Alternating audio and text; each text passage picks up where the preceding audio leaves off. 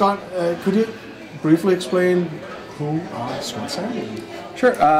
Well, I'm a clinical hypnotist. I do a lot of medical hypnosis in drug rehab centers and doctors' offices, dentist offices, things like that. And then because I'm a glutton for punishment, I also have a website called hypnothoughts.com. So in addition to working with clients all day, every day, on my side project to keep me full is a website that's designed for free information share for hypnotists.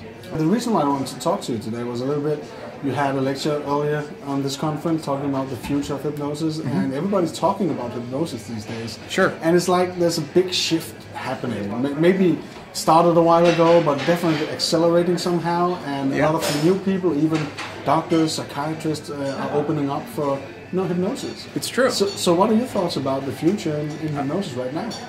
There's a few things, and I definitely agree. There's a lot of clinical studies that have come out in the last about 20 years, but even more so in the last decade, that are so overwhelmingly in favor of hypnosis. And then they do meta-reviews of many of them, and that information is all coming out in favor of hypnosis. So just in terms of clinical data, doctors are seeing evidence, which they need, which is good.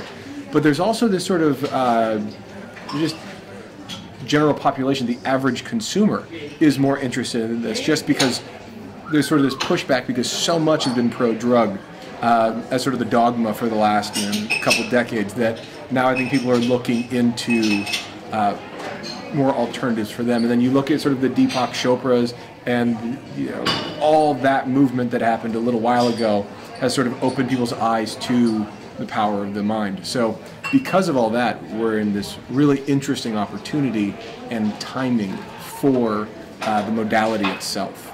My observation right now is that if you talk about old school hypnosis, it's all about having enough scripts and stuff like that. Sure. But definitely, that was the way I was taught hypnosis, but found out pretty quickly that why would you need a script? It's all about the flow, listening to your client and stuff like that. Do you think that's the same thing is happening around the world, and people actually feel like it's not that big a responsibility remembering scripts, but rather just be in that flow, listen to the clients, and have that deep kind of connection? I do, and I think the way I look at it is I think traditionally hypnosis has been about magic words and like spells, like magicians and wizards and things like that. And I think that's actually sort of helped with the misconceptions about hypnosis. There's magic in the words itself rather than the relationship that you create with your client.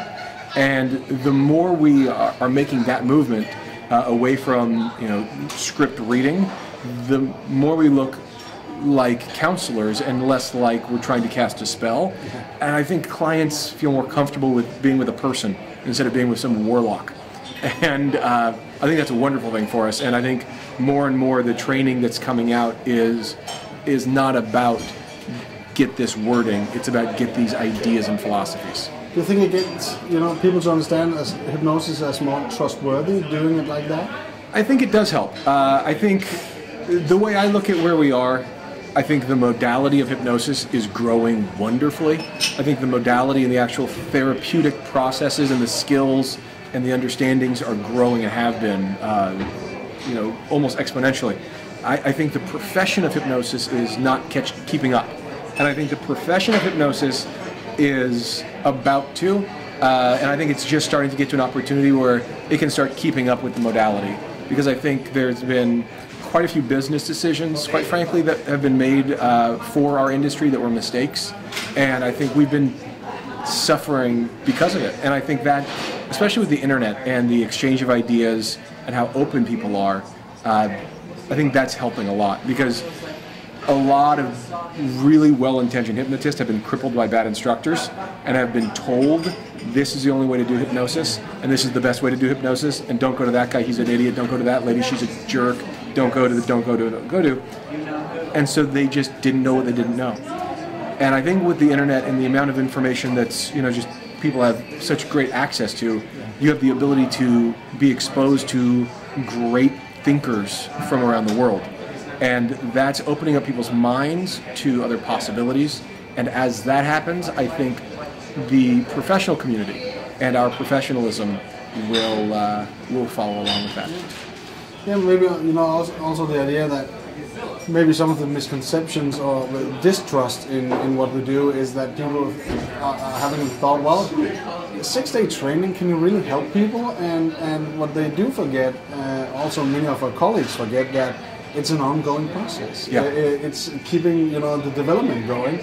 And maybe that's why we need, websites like Hypnothoughts. And how big is the count on Hypnothoughts is at it's right at 10,000 right now. So we're just under. We'll hit 10,000 probably this month. If not, then early next month. Yeah. So we're at 10,000 members, and we get just under 2,000 people show up every day. So 2,000 people. It's something like 1,700 unique visitors, 1,600 unique visitors, and so many people come multiple times. So we're getting well over 2,000 visits a day, and they're sharing really great stuff. And I think you're right. The idea of give me 5 days in a hotel, and then I'm going to have a career out of that. It's crazy. It's crazy. I don't blame the general population for being nervous about that. I would be nervous about that. So the idea of needing continuing education and needing greater amounts of education is, I think, one of the shifts that's happening in the industry now. And also an observation about the shift happening right now. Again, if you go back like 10, 15 years, it's like everybody's been battling each other. And maybe, again, not to point any finger, but it's kind of the old generation kind of protecting themselves. And then we have guys again like us and new colleagues saying, well, I just thought of this great idea. Now, can you guys test it out? And if you can use it, just use it. And post it on YouTube or whatever and hear everyone go, tell me what you think. Back to the old terms about, I got a toolbox, let's put some tools in it, and the larger the better. So, and I think you're absolutely right. I think the old model of, from the business standpoint of hypnosis and the profession has been pretty territorial and pretty competitive based.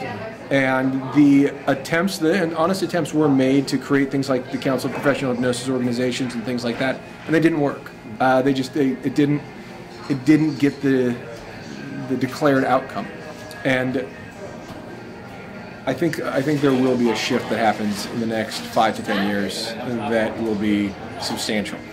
If you were to give a short advice for people that are either looking for education or maybe even looking for a hypnotist, what should they beware of? Or maybe it's I don't remember exactly who said it. I want to say it was J.R. Tolkien, but I could be wrong. It's beware the man of just one book. If you're going to train with anybody, train with people who disagree with each other. Train with a dozen people who hate each other. Train with people who completely just don't see eye to eye on techniques, on theory, on philosophy, on anything, because then you're going to be exposed to different ideas and find your own. I think too many hypnotists have only trained with one instructor or only trained with one lineage of instructors, so it's just the same information passed down without any internalization. So looking for instruction, train with people who disagree with each other.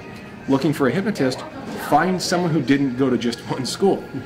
Find someone who you look on their website, look at their bio, make sure they're training at different places, make sure they're training with different people, and make sure they've been doing this work for a while. Also, a combination of that is, if you're going to train with someone, first call and become their client. Make a phone call and see how long it takes to get an appointment. Because there's a lot of hypnotists who promise, I'm going to get you a 6-figure salary overnight. Take my weekend course and I'll make you $100,000 a year. And those guys don't see clients. A lot of those people just don't have the skills, and they're over-promising and under-delivering. And if you call and say, hey, can I make an appointment? They say, yeah, I got time all day today and all day tomorrow. You're not practicing what you preach. Exactly. So that level of consistency and just honesty, I think, is now available and now a possibility that wasn't before. And so a little bit of homework goes a long way. I love this. I love this profession. I love this modality. And I've been really fortunate. I've been doing this almost 14 years now. And because of Hypnothoughts and because of the internet and because of going to conferences, I've gotten to meet a lot of hypnotists. I've gotten to meet a ton of people, and almost all of them, a very high percentage, an amazingly high percentage, really want to help people and really want to improve the quality of lives of the people around them. Some of them know how already. Some of them don't yet know how, and that's okay. And it's not beating up anybody who doesn't yet know but has great intentions. And so the thing I'd like to emphasize is, let's help people with good intentions.